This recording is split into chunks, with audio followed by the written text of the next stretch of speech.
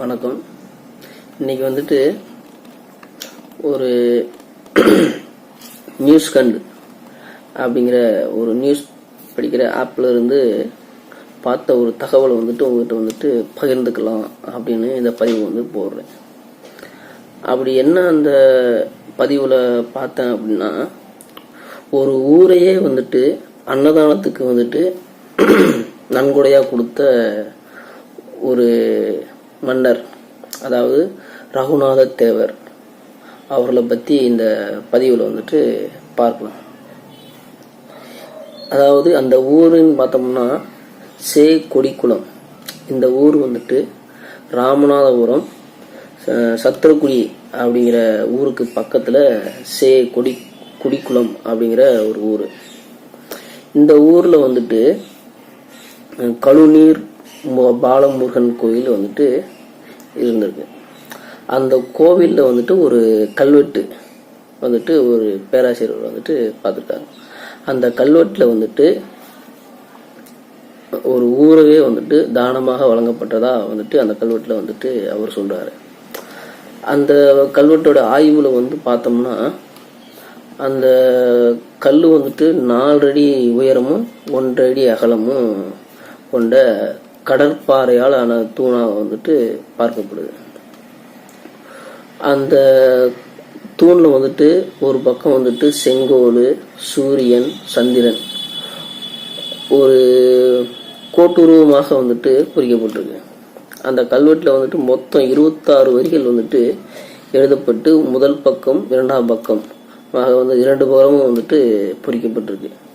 அந்த கல்லுல வந்துட்டு முதல் புறத்துல இருந்து 2ஆம் பக்கம் காலங்கள் அதிகமானதுனால வந்துட்டு அந்த கல்வெட்டுகள் வந்து ஒரு சில எழுத்துக்கள் வந்துட்டு அழிக்கப்பட்டிருக்கு, அழிந்த நிலையில வந்துட்டு காணப்பட்டிருக்கு.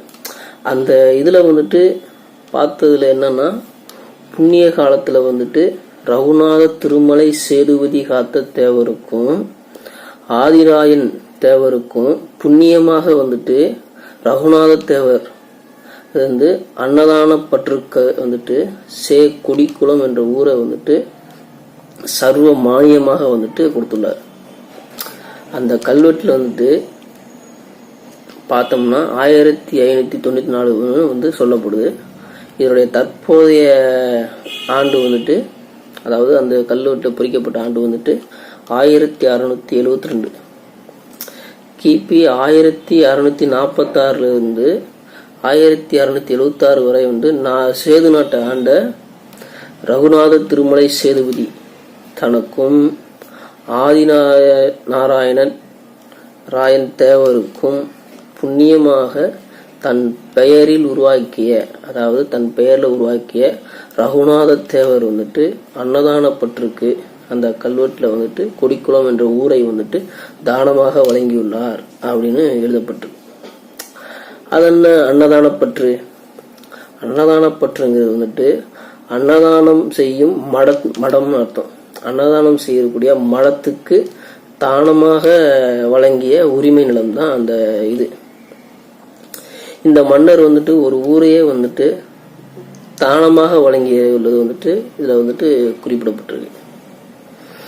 நிறைய பேர் அன்னதானத்துக்கு வந்துட்டு இப்போ உள்ள காலங்கள் வந்துட்டு அன்னதானத்துக்கு வந்துட்டு அரிசி, பருப்பு தங்களால் இயன்றதான் கொடுப்பாங்கன்னு கேள்விப்பட்டிருப்போம்.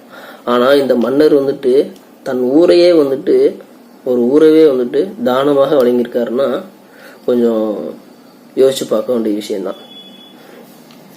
சர்வமானியமாக தான் வழங்கிய இந்த இத்தலத்துக்கு வந்துட்டு கெடுதல் செய்பவர்கள், அதாவது இந்த இதுக்கு வந்து கெடுதல் செய்பவர்கள் வந்துட்டு கங்கை கரையிலும் சேதுக்கரையிலும், அதாவது மாதா, பிதா, குரு, அப்புறம் காராம் பசு போன்ற அளித்த தோஷத்தில் போவார்கள் அப்படின்னுங்கிற ஒரு பதிவும் அந்த கல்வெட்டுல வந்துட்டு இறுதியில வந்துட்டு ஒரு ஓங்கார கிளவி தெரிகிறது.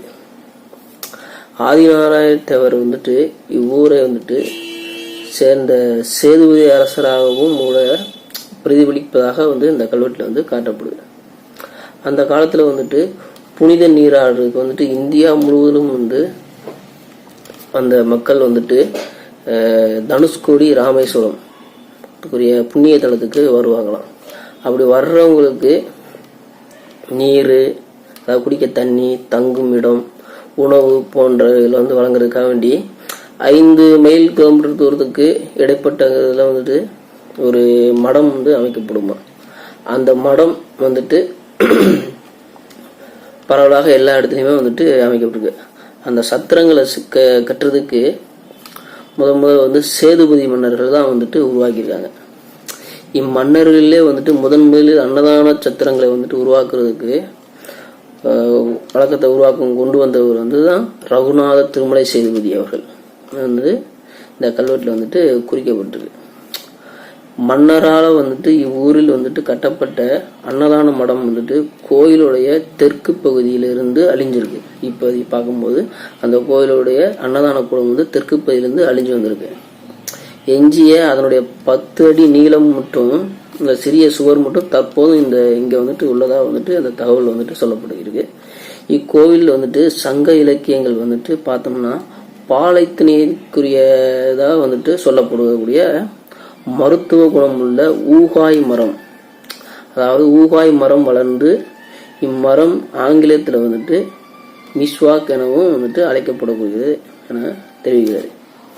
இப்படியும் ஒரு மன்னர்கள் வந்துட்டு வாழ்ந்திருக்காங்களா அப்படின்னு யோசிச்சு பார்க்கக்கூடிய அளவுக்கு இந்த ரகுநாத தேவர் அவர்கள் வந்துட்டு வாழ்ந்திருக்காரு.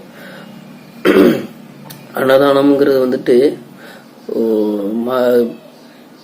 செய்கிற மக்களுக்கு செய்கிற ஒரு புண்ணியத்திலையும் பெரிய புண்ணியம் வந்துட்டு அன்னதானம். அந்த அன்னதானமே வந்துட்டு செய்யறதுக்கு ஒரு இடம் வேணுமே, அந்த இடத்த வந்துட்டு யாராலும் அபகரிச்சிடக்கூடாது அப்படிங்கிறதுக்காகத்தான் அந்த இதில் வந்துட்டு ஒரு சில வரிகளும் குறிப்பிட்டு அந்த இதுக்கு தடைபடாமல் இருக்கிறதுக்கும் வந்துட்டு அந்த மன்னர் அவர்கள் வந்துட்டு வழிவகையும் வந்துட்டு அதில் வந்து செஞ்சுருக்காங்க. இப்படிப்பட்ட மன்னர்கள் வாழ்ந்த பூமி தான் வந்துட்டு இந்த ராமநாதபுரம் மாவட்டம் அப்படிங்கிற குறிப்பையும் இந்த பதிவில் வந்துட்டு நான் தெரிவிச்சுக்கிறேன். நன்றி, வணக்கம்.